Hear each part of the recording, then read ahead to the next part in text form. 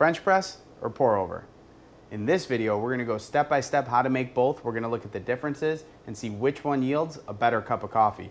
We're also gonna talk about how to clean them, how to pick the right grind for the beans. And in the end, we're gonna look at the major side-by-side difference and let you decide which one you love.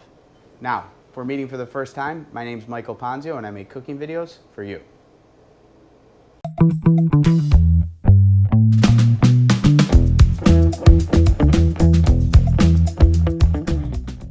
Now I have here a comparison of the dark roast and light roast beans, so you could see both. The biggest difference obviously is the roasting, right? The dark roast beans, they have a much deeper color, whereas the light roast beans have a more sandy kind of color. As the dark roast beans roast more oils come out, so it is a much oilier cup of coffee, but also has a lot deeper of flavors. Now, the two types of coffee that we're looking at today, the two types of brewing methods, are the French press method and the pour over method. Both are fantastic, both are great, but there's some really big differences in them. And honestly, I was always a French press lover until I had my first pour over coffee where I actually properly went through the steps of doing a pour over coffee, and it's a night and day difference. Now, when we get into this, the biggest tool that you need, obviously besides the brewer, is a digital scale. And if you want to do coffee the right way, you want to get yourself a little digital scale because every coffee grind is different. So kind of like measuring flour for a cake, when you're actually measuring a cup of flour, if it's packed more, is going to weigh more than a cup of flour that's loosely packed. So what does that mean? That means that you have more or less flour in your measurement. But if you do it by weight, you always have the purest measurement possible. So for coffee, I always do it by weight, and I do it by grams. And grams are very accurate, they're very clean, they're very simple, and they work really well for what we're doing. Let's talk about the difference in the brewers for a second. The first one is a French press. French presses are awesome. You can get these for like 20 bucks. They're absolutely fantastic. My biggest issue with this and with both styles is they don't keep coffee hot. So afterwards, after you have that first really amazing cup of coffee, you got to do it again, which is not a bad thing, but that's just kind of a fact of what they do. Now the French press, what you do is you put the grinds in here and you put the grounds in there, and then you press this filter, this screen down, and this plunger kind of goes down and it pushes the grinds down and the coffee up. Now there's some really great positive things that come from doing a French press, like it gets a really amazing crema on the top because the proteins sit and develop and steep. But French press coffee is also a touch more bitter. So if you're like me where you love bitter in your coffee, then French press is definitely the way to go. French press has a great body to it. It's just a really rich, luscious cup of coffee. The other is the pour over method, and if you've ever seen these are not coffee cups, these are pour overs. And what you do is you take a cone paper filter, and now there's different types of filters. We'll get into that in a second. You take a cone filter, you put it on the inside, you put your grounds, and then you pour hot water over it. Now, when we get into talking about filters, there's a lot of different schools of thought on the filters themselves. And paper filters are generally the best way to go. And the reason is they absorb some of the oil in the coffee as you're doing a pour over or a brew of any kind. So when you have those reusable filters, well, in theory, they're great. They are going to leave a lot more oil, whereas these, you can compost these. So you can take these and throw them, into the compost, and they're actually not hurting the environment. They're paper, and coffee grounds are great for your garden. Maybe not every day, but they make a really great compost. I use it all the time. So I am a big fan of the pour over method and the French press method, so we're going to get into both these. Now, one extra little tip about the French press, if I was making a cold brew coffee, I use my French press to do it because it's glass, which is kind of the ideal vessel for a cold brew, and it has the little plunger, so I can press it down and pour a nice clean cold brew out of here. So kind of a dual purpose when you're looking for a tool to use. I use this all the time too in the summer to make cold brews. I put it in the fridge for the night before and let it go throughout the entire day. Now let's get started on the French press. Now this French press is about 3.5 cups of water, which is what we're going to do, and I have it heating up back here. Now, when you're heating your water, you don't want to put a super hot boiling water into your coffee. What's going to happen is it's going to bring out too many oils.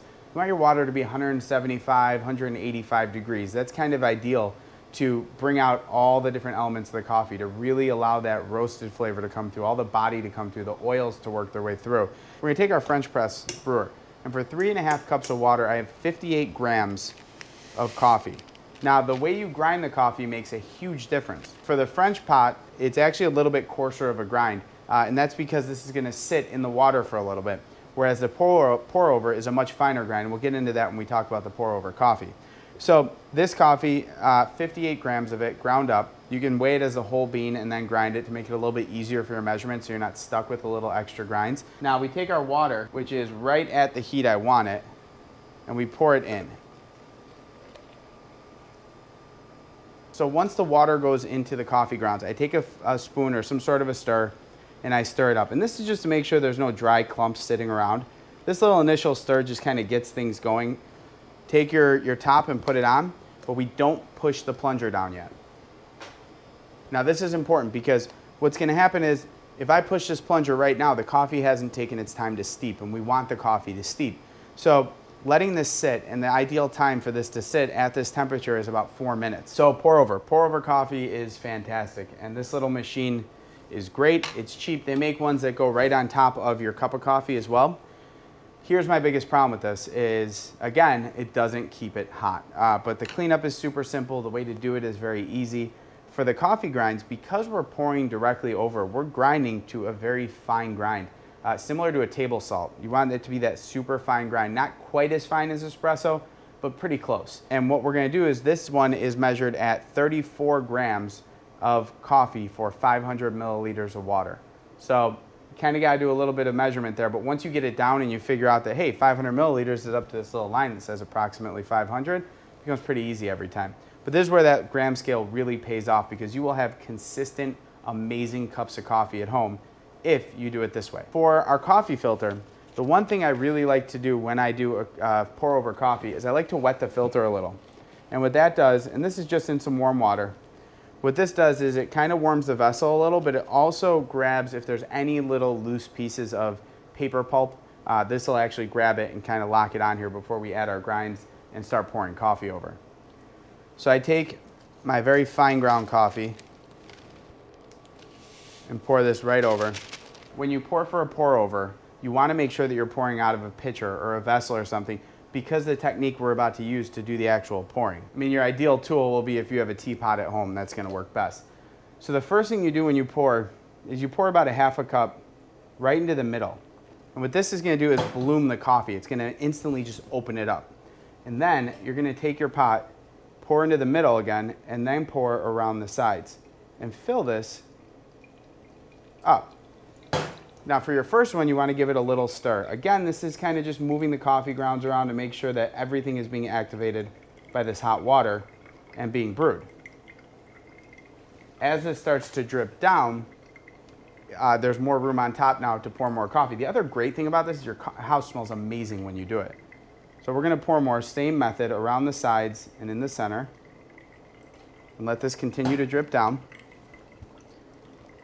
And you can see it's a nice clean cup of coffee, but we're going to see the difference at the end of this video, so you'll be able to see why I prefer one over the other. Now there is no waiting with this. The only waiting is for your coffee to actually come all the way through the filter into your pot. And it is a much quicker cleanup than a French press, because you just take this paper filter out, throw it out, and these pieces go in the dishwasher. I mean, it's super simple. The French press brewer, and you'll see in a minute, is a little bit more tedious to clean. Now this is working, it's doing its thing, it's working nice and slow and beautiful. I love this. I love the smell of this. It's doing everything I want to do. And because it's so finely ground, it's actually activating and moving very quickly, and it's brewing very quickly. You'll see it's got a great color in there. Well, this is finishing draining. Our French press has been for 4 minutes. So when you do your French press, you want to take your hand and just gently push it down. If you try and push it down too fast, it's going to shoot up at you or make a mess or pour over. So you just want a nice, gentle push. If you've ever pushed it too early, you'll see that there's a lot of resistance because all those grounds are moving around. But at this point, they've all kind of gathered at the top and bunched up. So as you push it, it's super easy. The great thing about the French press is it's thick. It's got a little bit of crema on top. The big difference is, though, if you look at it, and you'll notice this now as you start to look at cups of coffee, if you look at it from an angle in a light, you'll actually be able to see a very thin layer of oil on top, which, don't get me wrong, it's delicious. But it's a matter of what you like out of your coffee. Some people like a little bit cleaner of a coffee with a little bit less of an oil. Now the second one, the pour over, as we pour, it's a little more, I don't want to say watery, but it's a much looser consistency, but there's a lot less oil on here as well. And the oil in the French press actually adds to the body, whereas this one's a much cleaner cup of coffee. Now these two cups of coffee they're both great. I mean, they really are. But this one, as I move it, has a little more body and is a little bit thicker and bigger, thicker waves as it moves. This one, when I move it, is a little more watery. But this one is clean. The pour over one is clean, has very low acid, very low bitterness. It's just a wonderful, smooth cup of coffee. This one, the French press coffee, is a little more aggressive. But to me, I mean, I love pour over, but French press is supreme in my opinion. Just a personal opinion. Both are really fantastic cups of coffee. So when you clean up your drip pot, all you're doing is taking this filter out, throwing it out, and washing this piece. Super easy. Now, when you clean your French press, you got to take the plunger out, wash this plunger, and then when this is empty, there's a whole big pile, like a cake of coffee grounds at the bottom. You got to scrape out into the garbage, then wash. So it's much more tedious. Like I said, it's a much more aggressive and full-body cup of coffee. If you like that, to me, it's worth the effort. But if you're someone who just likes a nice, light, delicate cup of coffee, you want to sit on the patio and read something while you're having a great cup of coffee, this is simple, it's easy, it's really easy to clean up. So in that case, I fully recommend the pour over coffee. So thank you guys so much for watching. I think you could tell by the video that I am very preferential to the French press coffee. I mean, to me, it's big, it's bold, just a meatier cup of coffee. And I think it's fantastic. It's everything I like. But I'll tell you, that pour over was no slouch either. Now, I want to hear from you guys. How do you brew your coffee? Do you have a preferred way of doing it? Do you do different gram measurements? Anything like that? Because I'm constantly looking for just the next better cup of coffee, and I'm sure you are too. I'll link down below in the description the brewers I use today, the pour over and the French press, where I get my coffee beans from, all that kind of stuff. Take care and keep brewing. I'm gonna drink this whole thing.